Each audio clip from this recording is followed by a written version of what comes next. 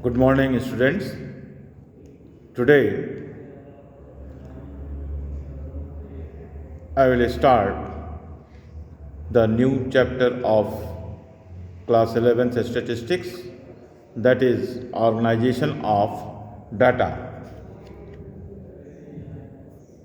As you know, anything which is, if utilized in raw form, haphazard form, then it should not be properly utilized. That is why it is necessary to use anything after properly arranged and organizing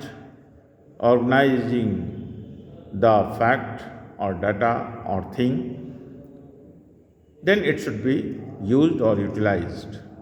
Likewise, in statistics, the data collected by the enumerators, investigators, should not be in a raw form utilized.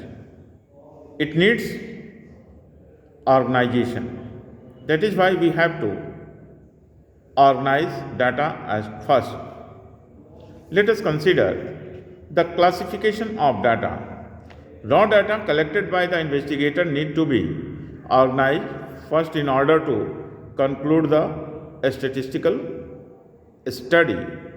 Organization of data is essential to achieve a given objective.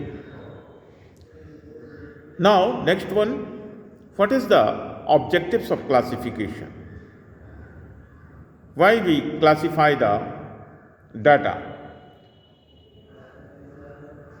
The first objective of classification of data, objectives of classification, is to it presents the information in a simple form,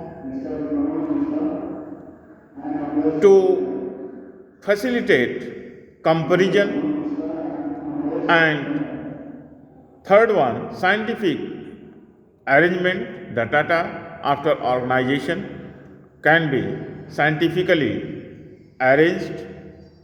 And last one, number 4, to provide base for presentation of data. It also provides to present the data in a particular base. The next one is characteristics of classification. What are the characteristics of classification? That is, while we are going to make classifications of the data, then what characteristics it will prevail? Number 1, comprehensive of the data. The data must be so comprehensive that every item of the study can be classified into a class. Second one, clear classification. The data must be clearly classified. It should not be in hodgepodge manner. Then flexibility. The data classified must be flexible, that is, it may be used in or utilized in different forms. Then fourth one, arithmetical accuracy. Numerically, classification should be properly done so that the analysis of the study gives desired results. So, it must be arithmetically utilized. And next characteristics of classification of data is suitable to objectives of the inquiry. It provides suitability for making inquiry regarding the facts. And last characteristics, homogeneity of the data. Data must be homogeneous in character. It should not be heterogeneous. The data classified is in one group or class should be homogeneous. All items in a group must be similar to each other. These are the different characteristics of classification of data. Let us consider the methods of classification. What are the methods of classification through which the organized data should be classified?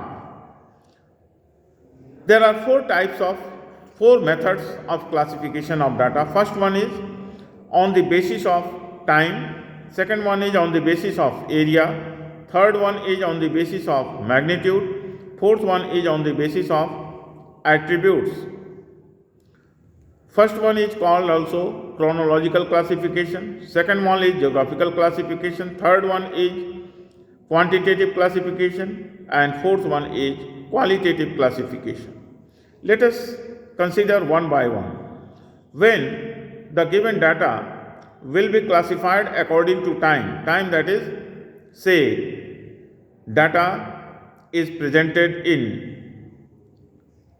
according to year, according to month, according to week, according to day, then it will be called the classification of data on the basis of time. Second one is on the basis of area, that is geographical classification. When statistical data are classified with reference to geographical locations such as states, districts, cities, etc., it is called geographical classification.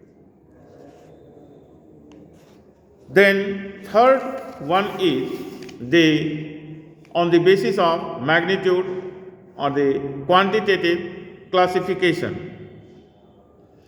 When statistical data are classified with reference to those characteristics which can be numerically expressed, such as height, weight, profit, income, etc., it should be numerically expressed. Say, weight can be measured in kilogram, quintal, magnitude in the form of meter, liter, so that income in rupees. So, this is called on the basis of magnitude. Say, if income measured from 1000 to 2000, how much people are earning between this range, and from 2000 to 3000, how much people are earning between this range, and so on. This is called the classification according to the magnitude or quantitative classification. Last one is on the basis of attribute, that is qualitative classification. When statistical data are classified with reference to attributes such as employment, literacy, honesty, color, etc., then it will be called as qualitative classification. Say, educated people, number of workers, how much workers in a factory are working. If you want to know about their educational and non-educational qualification, that is, how much employees are educated and how much employees are uneducated, how much employees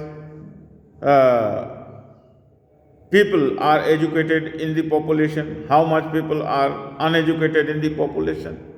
For this, such type of classification is made and called qualitative classification, or called on the basis of attributes.